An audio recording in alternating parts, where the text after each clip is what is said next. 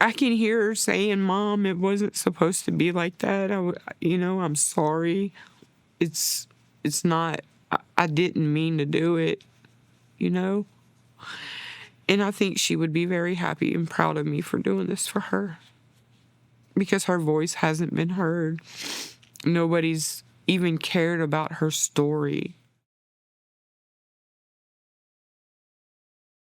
My daughter, Hannah Daniels, was 23 and she overdosed on fentanyl.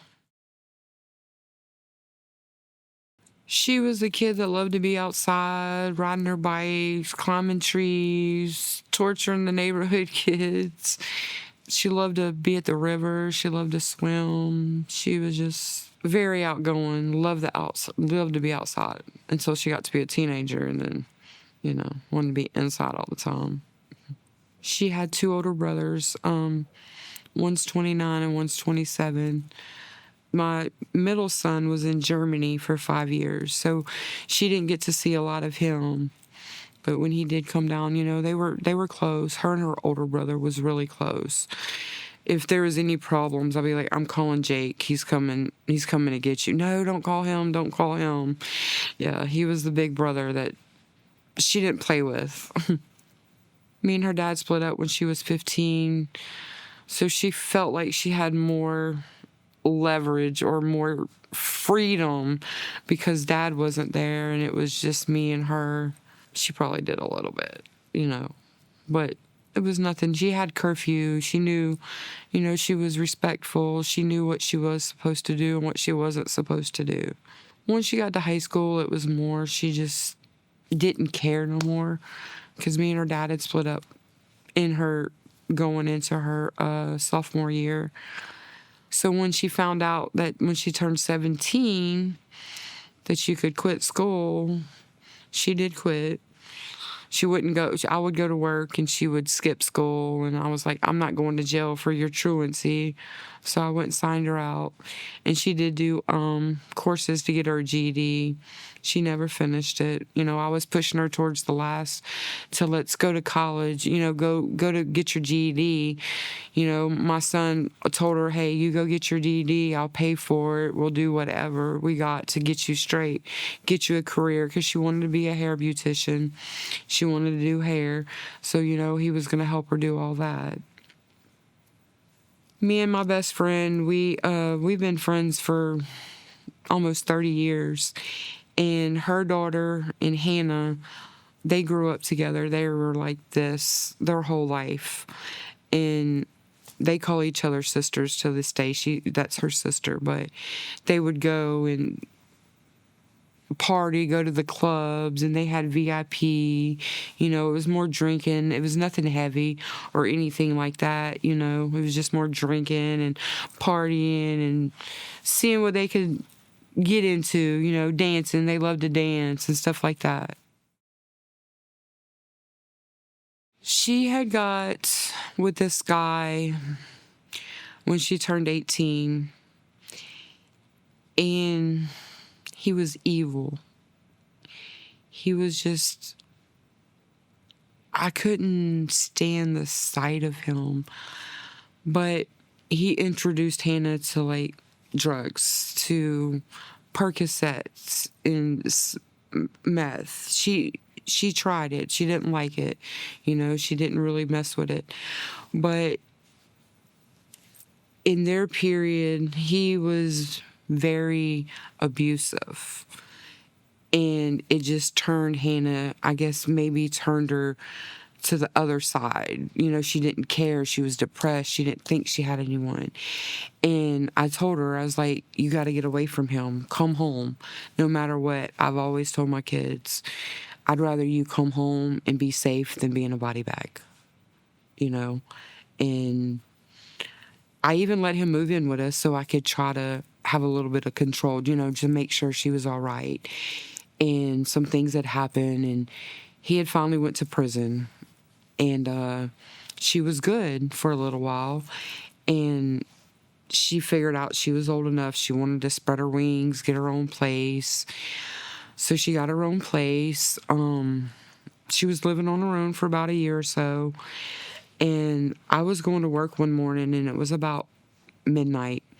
And she calls me and she says, Mom, she said, my friend Jade's purple. And I was like, well, what the hell are you calling me for? I said, hang up and call 911. I said, because I really didn't know nothing about fentanyl then. And I was like, I said, call 911. When the ambulance get there, you call me back. And she had actually saved this girl's life from overdosing on fentanyl. And I was like, Hannah, are you doing it? She's like, Mom, no, I'm not. Well, not long after I moved in with her, and that's kind of how I knew about the fentanyl. I was worried about the fentanyl, and I was staying. I had just moved in, and one of her friends, it was a few months after, and come in there, and they was like, Mom, Hannah's purple. And I was like, what do you mean purple? And I was like, what the hell have y'all been doing? Well, we did a little bit of a pill, a Percocet.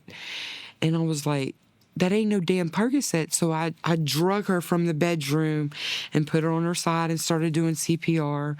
And I'm freaking out because here I am giving my daughter CPR. And I'm trying to tell him to call 911.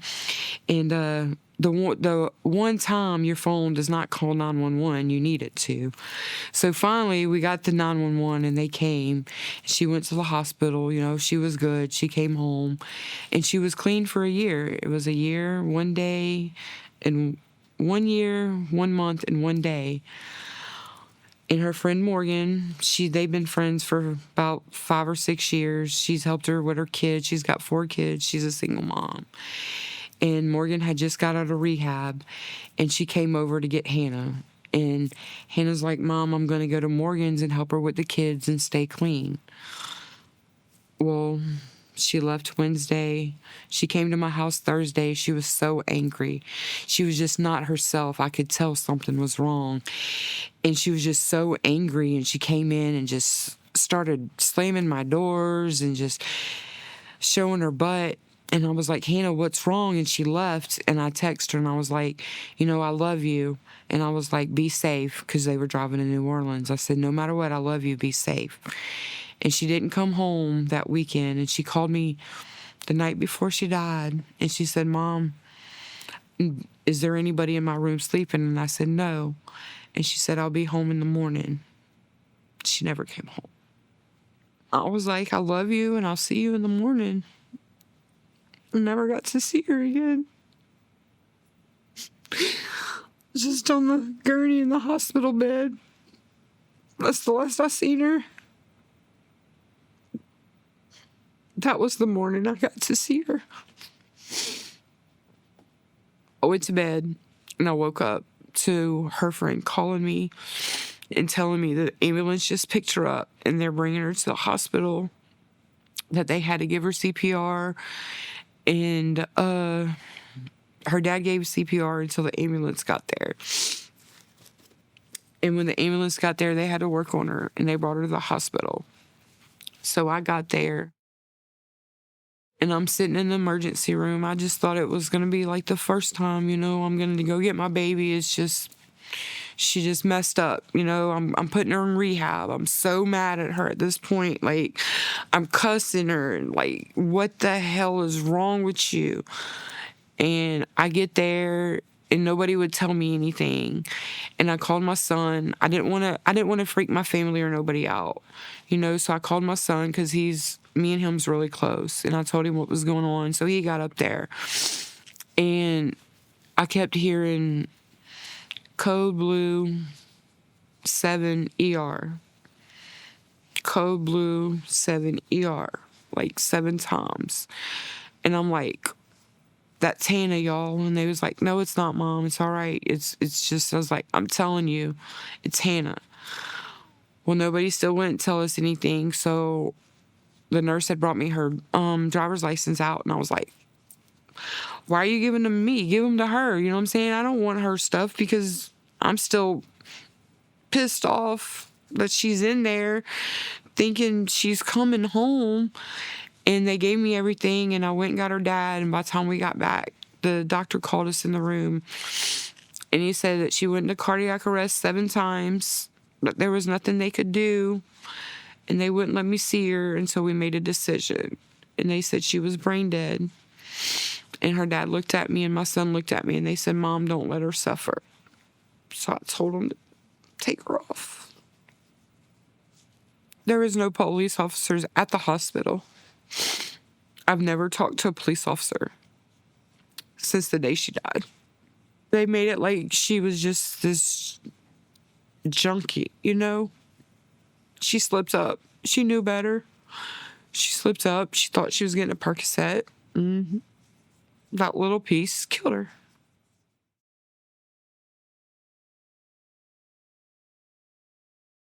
It's so lonely. It's so lonely. Wait. I have her dog, and I have my dog she took care of. It's so lonely without her. I wait for her to just walk through the house and be like, it's a prank, Mom, you know? I'm here. It's hard.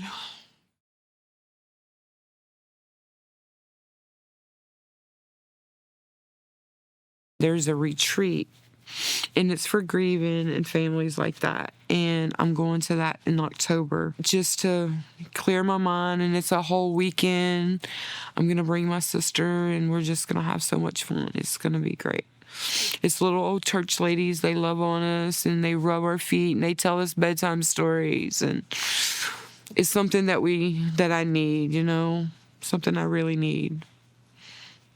Between losing Hannah and my dad in 11 months,